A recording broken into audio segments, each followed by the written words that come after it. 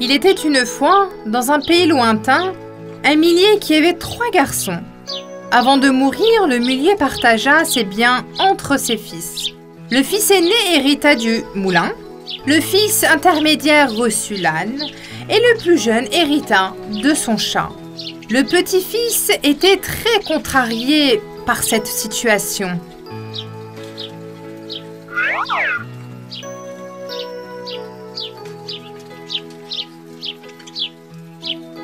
Un chat ne me sert à rien.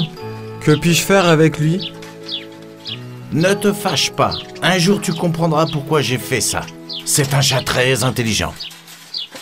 Peu de temps après, le millier mourut, et les 3 frères reçurent l'héritage de leur père. Le plus jeune fils n'a même pas regardé son chat. Le chat a été très contrarié de voir que son nouveau maître le traita avec désinvolture. En un rien de temps, tu réaliserais que tu as reçu le meilleur héritage. Je vais vous le prouver.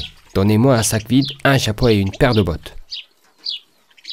Le plus jeune frère a été très surpris quand il a entendu le chat parler. Comme il était incroyablement curieux, il a honoré l'étrange requête du chat. Le chat s'est tout de suite mis au travail. Il mit le chapeau sur sa tête et porta les bottes. Il se mit devant le miroir et s'admira. Comme ce chapeau et ces bottes sont merveilleux. Ils vont bien avec ma longue fourrure jaune et mes magnifiques yeux verts. Je ressemble à un membre de la famille royale.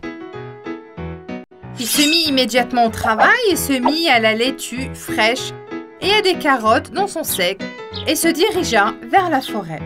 Quand il arriva, il ouvrit le sac et se cacha derrière un arbre. Peu de temps après, le lapin affamé qui passait par là a reniflé la nourriture et est entré dans le sac. Le chat s'est immédiatement emparé du sac et l'a fermé en courant jusqu'au palais. Il avait des gardes à l'entrée du palais. Arrêtez-vous ici. Qui êtes-vous? Vous ne pouvez pas entrer ici. Je suis le serviteur du seigneur Carabas. Je dois voir le roi. J'ai apporté un cadeau pour le roi de la part de ma majesté. Il n'a pas été difficile de convaincre les gardes de le laisser entrer avec ses bottes brillantes et son chapeau élégant. Ils l'ont emmené devant le roi. Le chat botté s'est incliné devant le roi. Il a ensuite sorti le lapin du sac. Votre majesté, je vous ai apporté un cadeau du seigneur Carabas, avec mes respects. Oh, un lapin. Merci beaucoup. Vous pouvez faire savoir à votre maître que j'accepte son cadeau. Au fil de temps, le chat botté offrit au roi de nombreux cadeaux différents au nom du seigneur Carabas. Le roi fut intégré et demanda à rencontrer ce seigneur qui lui avait offert tant de cadeaux. Un jour, le roi, la reine et la fille princesse, accompagnés du chat botté, se mirent en route vers le château du seigneur. Profitant de cette occasion, le chat botté courut devant eux et alla trouver son maître pour lui demander quelques instructions. Notre roi va certainement passer par la rivière. Va à la rivière et fais semblant de te noyer. Crie à l'aide quand nous passerons. Je vais aussi cacher tes vêtements. Qu'est-ce que tu prépares? À qui bon-tu ça pour nous? N'aie pas peur. Fais simplement ce que je te dis. Le jeune garçon, confus, se rendit à la rivière comme le chat le lui avait demandé et attendit qu'il arrive. Le roi va bientôt passer par ici. S'il demande à qui appartiennent cette ferme et ces terres, dites qu'elles appartiennent au seigneur Carabas. Compris? Si vous ne le faites pas, le roi sera très en colère et vous punira. Bien sûr, monsieur. Tout ce que vous voulez. Le chat botté a prévenu tous les fermiers qu'il a rencontrés sur la route. Après avoir fait cela, le chat botté arriva enfin au château, où vivait un méchant géant doté de pouvoirs magiques. Le chat botté frappa à sa porte. Qui est là? Qui ose me déranger? Je suis le serviteur du seigneur Carabas. Mon seigneur et le roi vont bientôt arriver à votre château. J'aimerais entrer pour me reposer un peu, si vous le voulez bien. Me laisserez-vous entrer? Ok. Entrez. Une fois à l'intérieur, le chat commença à discuter avec le géant. J'ai entendu dire que tu avais des pouvoirs magiques, mais je n'y crois pas.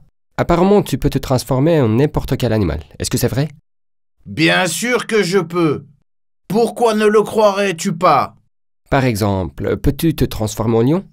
C'est facile.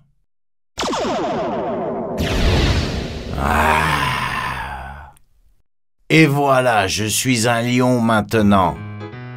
Le chat, terrifié, sauta sur le haut d'une armoire. C'est bon, c'est merveilleux. C'était facile. Mais peux-tu te transformer en souris? C'est facile.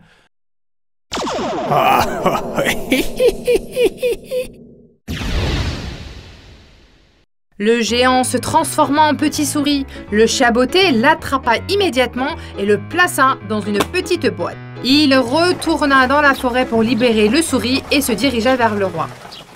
Bienvenue au chat botté. Un timing parfait. Allons-y. Au moment où le cachelet du roi passait par la rivière, ils entendirent quelqu'un crier. Au secours! Au secours, aidez-moi! Soldats, allez l'aider. Quelqu'un est en train de se noyer dans la rivière. Les soldats ont couru vers le jeune garçon et l'ont repêché hors de l'eau. Le garçon expliqua que des voleurs avaient volé ses vêtements. Les soldats ont alors pris des beaux vêtements dans le chariot et l'ont habillé. Votre Majesté, je vous présente mon maître, le Seigneur Carabas. Je vous dois la vie, votre majesté. Bien que le plus petit frère ne comprenne pas ce qui se passe, il suivit le chat botté. Voici ma belle épouse, la reine. Et ma fille adorée, la princesse. Venez maintenant, allons au château. Le plus jeune frère et la princesse tombèrent amoureux au premier regard. La princesse était une belle fille et le plus jeune frère qui se faisait passer pour le seigneur Carabas était très beau. Alors qu'ils continuent leur route, le roi demanda aux paysans qu'ils croisaient. Quelle est cette patrie? Celle du seigneur Carabas, mon roi. Celle du seigneur Carabas, mon roi.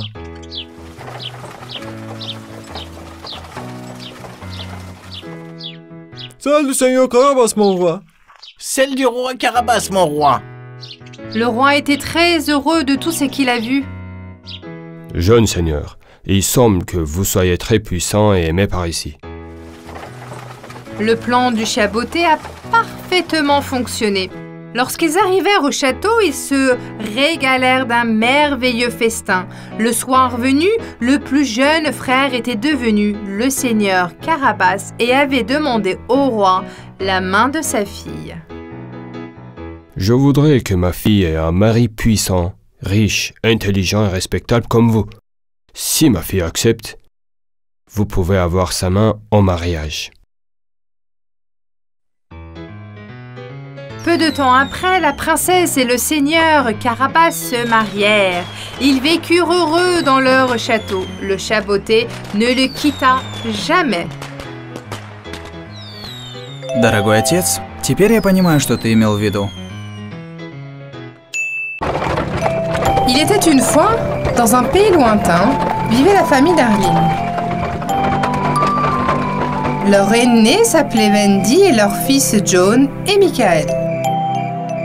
Un soir, leurs parents sont sortis se promener en ville.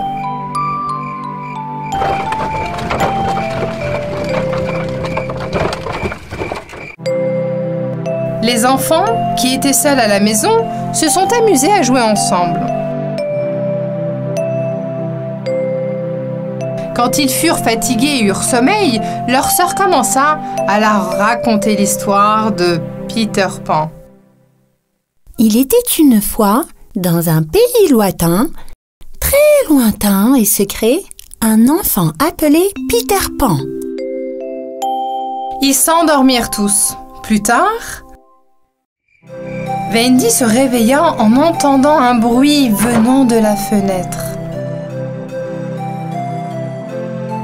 Et qu'est-ce qu'elle a vu? Il y avait un enfant et une fée volante en face d'elle. Il était assis sur le bord de la fenêtre et se moquait d'elle.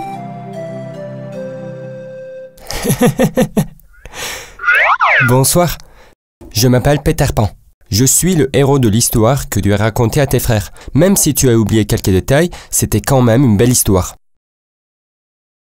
Et je m'appelle Fée Clochette, mais tu peux aussi m'appeler Hochette. Tu peux utiliser ce que tu préfères. Comme tu peux le voir, je suis une petite fille fée. Wow! Alors tu es réel? Je suis très heureuse de vous rencontrer. Bien sûr, nous sommes réels, mais nous vivons dans le pays secret. Nous sommes des amis très proches de Peter Pan. Nous nous connaissons depuis longtemps. J'ai une idée, Peter Pan. Prenons les enfants et retournons dans notre pays. Qu'en dis-tu? Oh, quelle aventure ce serait! J'adore les aventures. Mais tu parles en volant? Peut voler et nous? Eh bien, nous n'avons pas d'ailes et nous ne pouvons pas voler. Ne t'inquiète pas pour ça. Une fois que j'aurai saupoudré de la poussière de fée sur vous, vous pourrez voler comme nous. Wendy, qui voulait partir à l'aventure, a tout de suite réveillé ses frères, John et Michael, qui ont vu Peter Pan avant eux, ont été incroyablement surpris. Oui, j'ai aussi été choquée quand je les ai vus pour la première fois, les enfants. Mais Peter Pan et la fée Clochette de l'histoire sont réels et ils nous invitent dans leur pays secret. Quoi? Un pays secret? Où est-il caché? Comment pouvons-nous y aller? Nous devons y aller. Allons-y, sœurette, s'il te plaît, s'il te plaît. Allez, on y va. Wendy accepta joyeusement. Dès que la fée Clochette saupoudra de la poudrière de fée sur les enfants, ceux-ci se mirent à planer dans les airs. Choqués tous ensemble, ils se sont mis à voler par la fenêtre. Oh, cours. Regarde, John, on vole. Allez, on a une longue route à faire.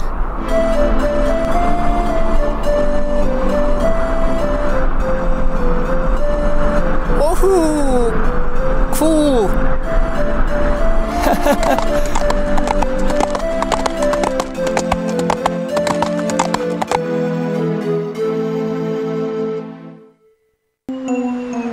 Le chef des pirates était le capitaine Crochet. Le capitaine Crochet était le plus grand ennemi de Peter Pan. La raison de cette animosité était due à un événement qui s'était produit dans le passé. Un jour, le capitaine Crochet avait capturé la princesse des Indiens.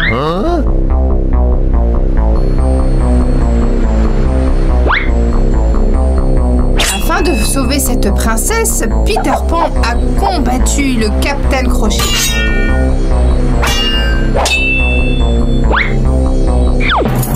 Il a coupé une de ses mains avec une épée et sa main est tombée dans la mer. Un crocodile la mangea ainsi que sa montre bracelet. Maintenant, le crocodile nageait en faisant un tic-tac, tic-tac, tic-tac. Le crocodile s'est donc appelé Tic-Tac. Pour remplacer sa main manquante, ils l'ont remplacé par un crochet. Et c'est ainsi qu'on l'appela le Capitaine Crochet. Peter Pan et les enfants se rendirent à la maison de Peter Pan sans être vus par le Capitaine Crochet. Le capitaine espionna toujours tout le monde dans le pays secret en utilisant son télescope. Alors, il était prudent et se cache en chemin. Il y avait exactement 3 enfants perdus dans la maison de Peter Pan. C'était aussi des enfants qui avaient été capturés par le capitaine Crochet et sauvés par Peter Pan. Ils ont tout de suite entouré Wendy. Bienvenue. Alors ça veut dire qu'on va manger des plats délicieux tous les jours. Est-ce que je dois faire toute la cuisine juste parce que je suis une fille? Mais, nous... Peu importe. Tu as de la chance que j'aime cuisiner. Mais bien sûr que je vais le faire. Et je te raconterai aussi des histoires le soir avant que tu t'endormes. Wouah! Youpi! Youpi! Les enfants embrassèrent Wendy avec joie. Wendy se comportait comme leur mère.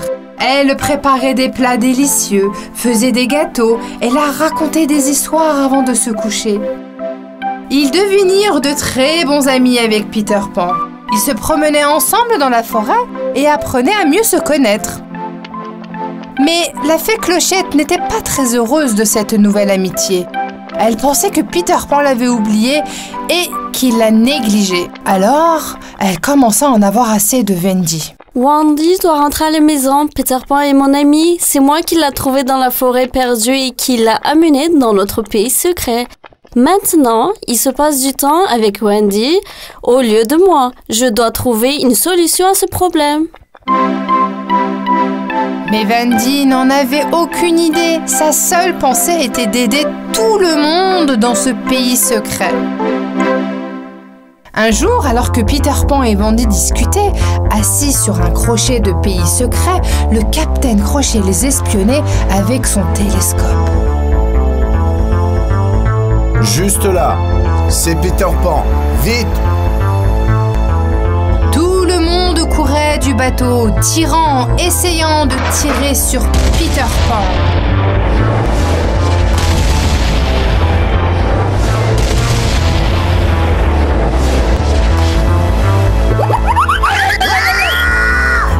Bande d'idiots!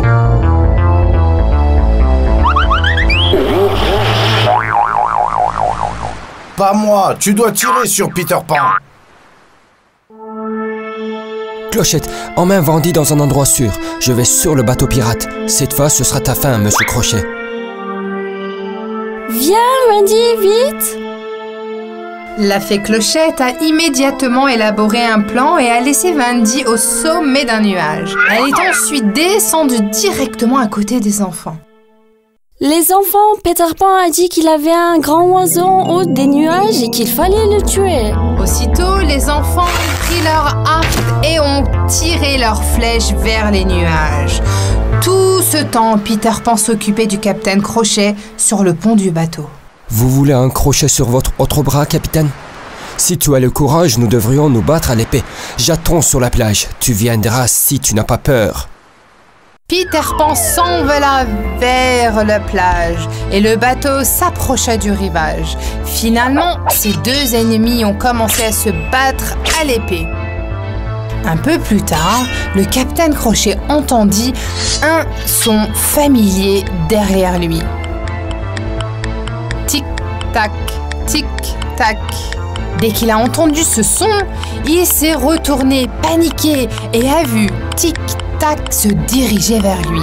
Jetant son épée en l'air, il courut aussi vite que possible vers le navire. Maman! Maman!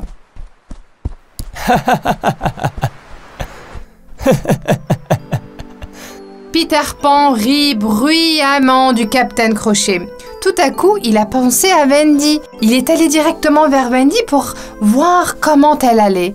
Et à ce terrifiante surprise, il trouve Wendy allongée sur le sol avec une flèche dans la poitrine. Peter Pan est très contrarié et aussi complètement terrifié. Il pensait que c'était de sa faute ce qui était arrivé à Wendy. La fée Clochette, les enfants, que s'est-il passé ici? La fée Clochette nous a dit de tirer sur l'oiseau dans les nuages. Elle a dit que tu nous l'avais demandé. On a donc tiré sur les nuages, mais ce n'était pas un oiseau, c'était Wendy. Tous les enfants étaient très tristes et pleuraient. La fée Clochette, tu nous as menti. Peter Pan s'est penché et a retiré la flèche de sa poitrine. Mais il n'y a pas de sang sur cette flèche. La flèche avait touché le bouton de la veste de Wendy et n'avait pas percé sa poitrine. Peter Pan réalisa soudain qu'elle s'était seulement évanouie sous le choc de l'impact et qu'elle était tombée au sol. Wendy, allez, réveille-toi. Wendy, qui avait ouvert les yeux et s'était levée, rendit tout le monde heureux. Tout l'ont serré dans leurs bras avec joie. Ils rentrèrent tous ensemble à la maison. La fée Clochette regardait tout ce qui se passait du haut de l'arbre de fée. Elle avait tellement honte de ce qu'elle avait fait. Elle se rendit à la maison de Peter Pan et s'excusa auprès de tous.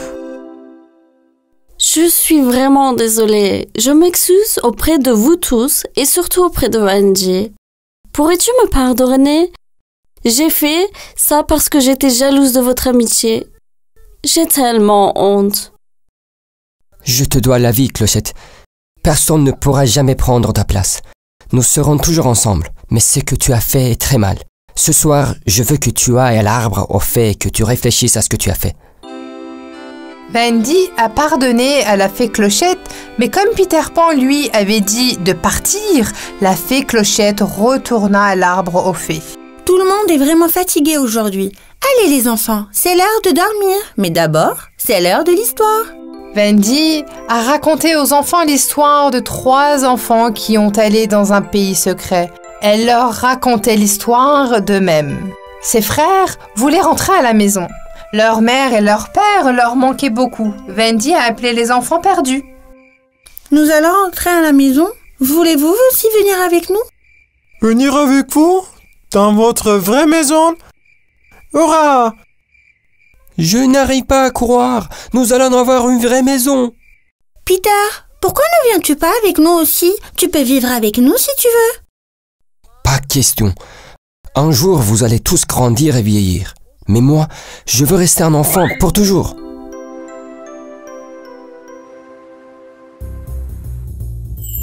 Le lendemain, la fée Clochette saupoudra tout le monde de poussière de fées. Au moment où Wendy et les enfants commencent à s'envoler, le capitaine Crochet, qui les espionnait avec son télescope, réussit à les capturer. Observant tout ce qui se passe, la fée Clochette se rendit immédiatement chez Peter Pan et lui raconta ce qui s'était passé. Peter Pan, vite! Tout le monde a été capturé, sauve-les! Quoi? Nos amis ont été capturés? Ça suffit, capitaine.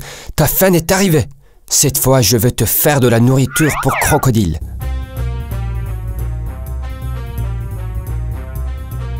Aussitôt, il s'est envolé sur le navire.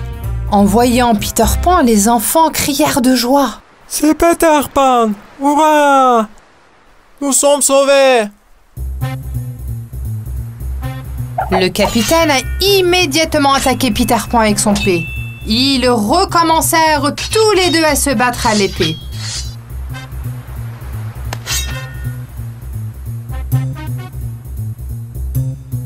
Ils se battent pendant un long moment et soudain Peter Pan entend à nouveau le son tic-toc. Ne voulant pas rater cette occasion, il frappa de toutes ses forces le capitaine et le pousse dans la mer. Voyant que le capitaine Crochet était tombé dans la mer, Tic-Toc nagea rapidement vers lui. Tous les hommes de Crochet qui ont réalisé qu'ils avaient perdu ont également sauté dans la mer. Maman! Maman! Capitaine traître, sauve-toi! Tu sais maintenant ce que cela signifie de capturer mes amis. Maintenant, tout le monde au pays secret était libéré des pirates. Maintenant, ils avaient aussi un bateau. Peter Pan est immédiatement détaché et libéré les enfants. Ils ont fêté cette victoire en se promenant dans le bateau. Peter Pan était maintenant capitaine. Oui, il est temps de rentrer à la maison. Je vais m'assurer que vous rentrez tous chez vous en toute sécurité. Hurrah! Hurrah! Merci beaucoup pour tout, Peter Pan. Je ne t'oublierai jamais. Je ne t'oublierai pas non plus, Wendy. S'il te plaît, comprends-moi. Je ne veux pas vivre là-bas. Peter Pan était en fait très triste de devoir se séparer de Wendy et des enfants. C'était une bonne chose que les fées Clochettes soient toujours avec lui. On peut venir te voir, Wendy? Bien sûr, quand tu veux, Clochette. Ils se séparèrent en se serrant dans les bras. Pour la dernière fois, ils s'envolèrent tous vers la maison et leur famille les accueillit avec joie. Wendy, John, Michael, vous nous avez manqué. Où étiez-vous? Qui sont ces 3 enfants? Ce sont les enfants perdus, maman. Nous revenons ensemble du pays secret. Du pays secret? Wendy a raconté à sa famille tout ce qui leur était arrivé. Sa mère et son père sont choqués mais incroyablement heureux d'être à nouveau réunis avec leur enfant. Alors que Wendy regardait par la fenêtre, Peter Pan et la fée Clochette étaient déjà loin. Ils avaient disparu. Wendy faisait toujours signe de la main. Peter Pan, jusqu'à ce que nous te rencontrions à nouveau. Un jour, le père d'Hansel et de Gretel tomba très malade. Alors les enfants firent appel à une guériseuse. La guériseuse était une bonne femme qui soignait les malades avec les herbes qu'elle ramassait. J'ai fait bouillir l'eau avec les herbes médicinales, mais ça ne fait que baisser un peu la fièvre. Donc, il ne veut pas du tout aller mieux? Eh ben, il y a un médicament, le fruit doré, mais c'est presque impossible de l'obtenir. Comment est-ce possible? Est-ce un endroit introuvable? Je sais où il se trouve. La partie la plus difficile est de l'obtenir de son propriétaire. Dites-nous où se trouve l'endroit et nous vous l'apporterons. Ce fruit doré n'existe que dans le jardin du sorcier maléfique. C'est très dangereux de s'y rendre. Cela ne nous dérange pas, car nous devons le faire. Nous irons là-bas et nous l'apporterons. La guérieuse a compris que les enfants n'abandonneraient pas, alors elle a partagé avec eux un petit secret. On dirait que ce sorcier ne craint qu'une seule chose. Quelle est cette chose dont il a peur? Des écureuils. Il est terrifié par les écureuils. Vous êtes sérieux? Un sorcier qui a peur des écureuils?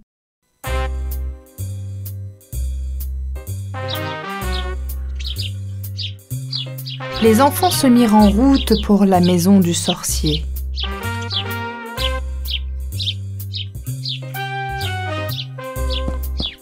La maison du sorcier était très loin.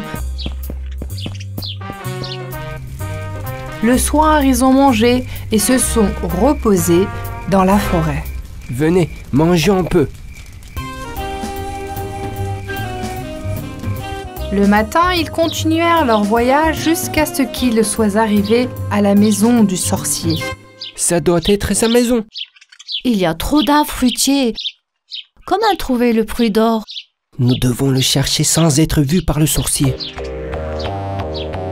Ils entrèrent tranquillement dans le jardin pour trouver le fruit d'or. Regarde les cerises, qu'elles sont belles. Je veux les goûter.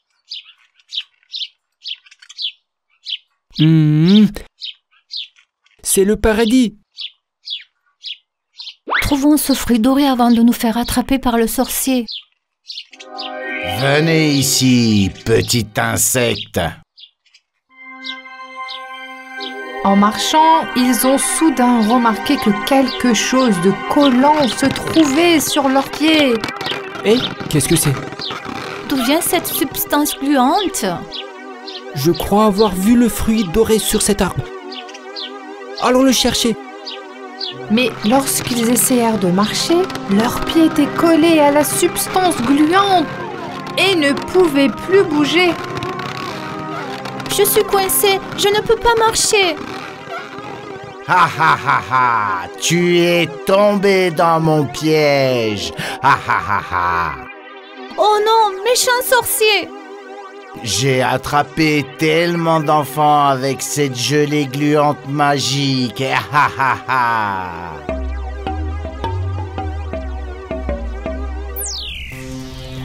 Le sorcier a attrapé Hansel et Gretel et les a enfermés dans 2 petites cages. Que va-t-il nous faire? Il va nous jeter dans un chaudron? Calme-toi, Gretel. Nous attendrons le bon moment pour nous échapper. Gretel a soudain vu quelque chose de l'autre côté du chaudron. Regarde là, je me demande ce qu'il y a sous ce couvercle. Le sorcier, maléfique, est revenu avec 2 bouteilles dans les mains. Je vous ajouterai bientôt à ma collection. Ah ha ha ha ha! Collection? Qu'est-ce que c'est? Mes enfants gelés, bien sûr. Ah ha ha ha ha ha! Ah ha ha! Ce doivent être les enfants qui ont disparu et dont le guérisseur nous a parlé. Gretel était horrifiée à l'idée qu'ils subissent le même sort. S'il vous plaît, laissez-nous partir. Vous laissez partir? Jamais! Pourquoi avez-vous enfermé ces enfants dans de la gelée? Parce qu'ils sont allés dans mon jardin et ont mangé mes fruits. Et vous savez pourquoi mon jardin est plein de fruits alléchants? Pourquoi? Pour attirer les enfants dans mon jardin luxuriant. Une fois qu'ils y sont entrés, je les attrape. Je déteste les enfants. Vous êtes si méchant et cruel. Après avoir ajouté la poudre de colle magique, la gelée sera prête pour vous deux, petits curieux. Tiens, Hansel, les clés. Oh, je ne peux pas les atteindre. Allez, étire-toi un peu plus. Alors vous essayez de vous échapper, petit ver. Ah ah ah ah ah ah ah.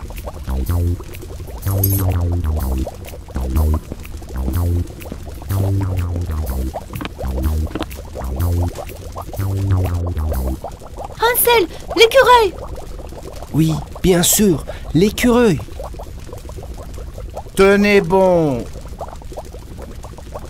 Où est cette fichue colle en poudre? Gretel, lance une noix, vite! Allez, l'écureuil! Hé, le sorcier, il y a un écureuil. Quoi? L'écureuil? Non, pas possible!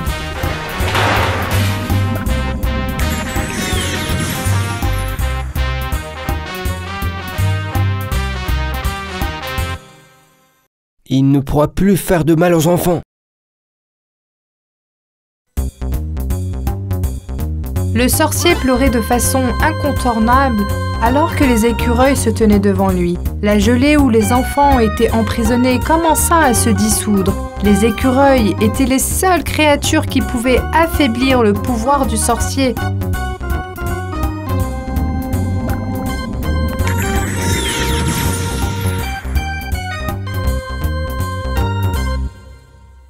Hansel, regarde par là. Le sort est rompu.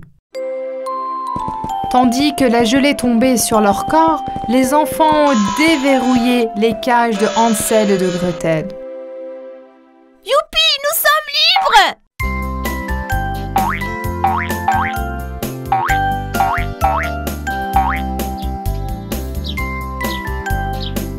Hansel et Gretel se sont précipités vers les arbres aux fruits d'or dans le jardin. Allons chercher le fruit doré. C'est parti! Hurrah, notre père va être guéri. Ils retournèrent chez eux, contents.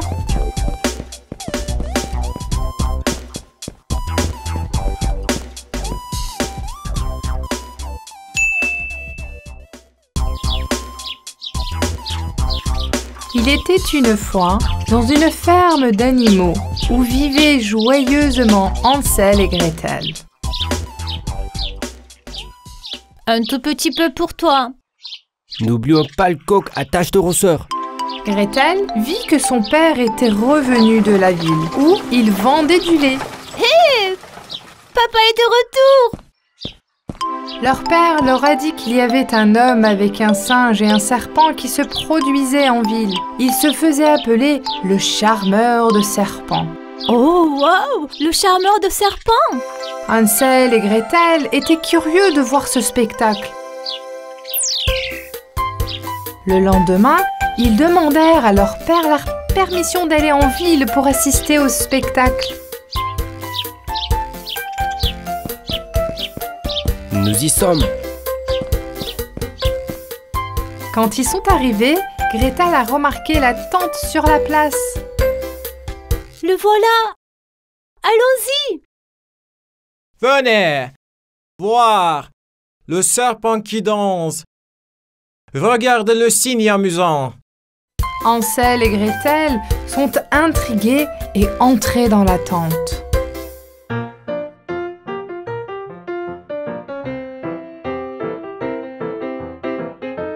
Il y a du monde. Je veux vraiment voir le serpent et le singe. Le spectacle commençant, et l'homme découvrit le panier.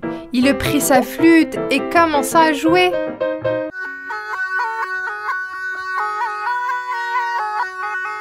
Wow! Regarde le serpent. Tout le monde était fasciné en regardant le serpent danser. Regardez comment il danse. Magnifique. Mais après un certain temps, le serpent s'est fatigué. Continue, stupide serpent. Je t'ai dit d'arrêter. Le serpent a eu peur et a recommencé à danser. Cet homme est sans cœur. Il a crié sur le pauvre serpent. Oui, je n'ai pas aimé ça non plus. C'était l'heure du spectacle du singe. Et maintenant, voici Chichi, le cygne talentueux.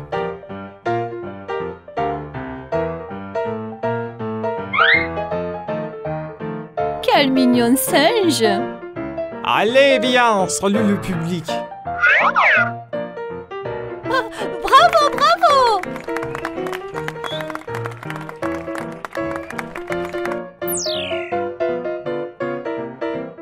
Maintenant, peignez mes cheveux.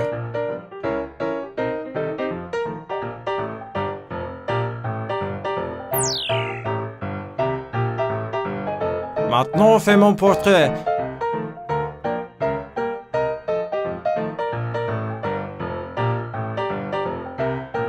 Je suis horrible que ça, c'est une stupide.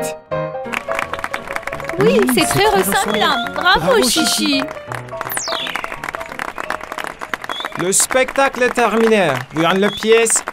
Ramassez les pièces.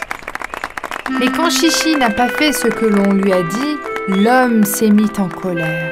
Qu'est-ce que tu entends, vilain singe? Prends l'argent. Il est très cruel et méchant. Chichi a eu si peur qu'elle a immédiatement commencé à ramasser les pièces. Pauvre Chichi, ton propriétaire n'est pas quelqu'un de gentil. Oui, il est méchant. Nous voulons retourner dans la forêt, mais nous ne pouvons pas nous enfuir. Pourquoi tu traînes là, espèce d'idiote? Collecte les pièces rapidement. C'est parti, je les ramasse tout de suite. Hansel et Gretel étaient très tristes pour le singe et son ami, le serpent. Pauvres animaux, nous devrions les sauver de cet homme si méchant. Oui, tu as raison. Quand le spectacle s'est achevé, tout le monde était parti, mais Hansel et Gretel ne sont pas partis. Alors comment les sauver? On va trouver un moyen. Allons voir ce que fait cet homme. Aujourd'hui, j'ai gagné beaucoup d'argent. J'ai tellement faim. Nous avons faim aussi. Quoi? Vous devez travailler plus dur pour gagner votre nourriture.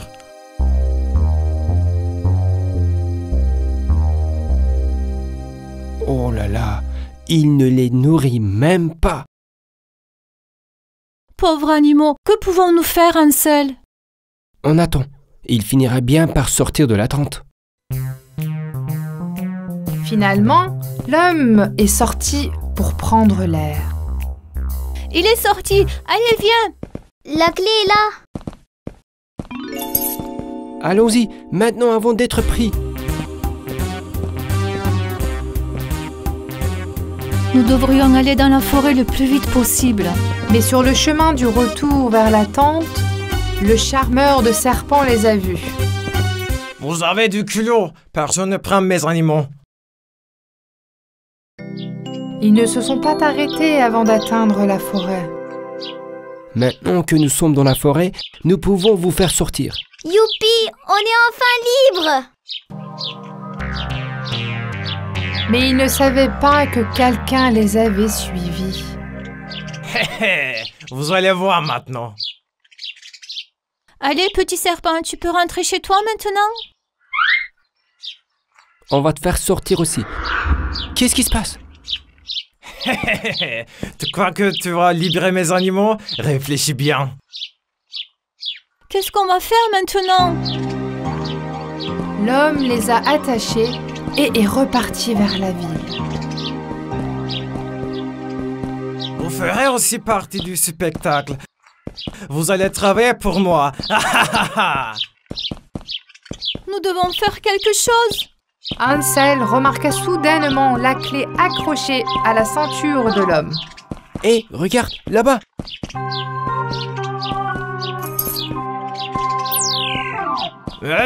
Comment es-tu sorti? Viens ici. Je vais te montrer. Viens ici. Il arrive, dépêche-toi. Oh non, il va l'attraper. Ma tête, tout tournait. Ah. Les enfants et les animaux se sont débarrassés du méchant homme.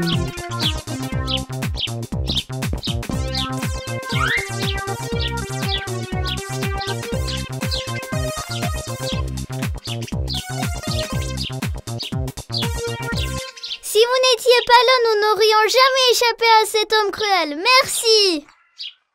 Nous sommes si heureux que tu aies réussi. Tu es libre maintenant. Sors, petit serpent.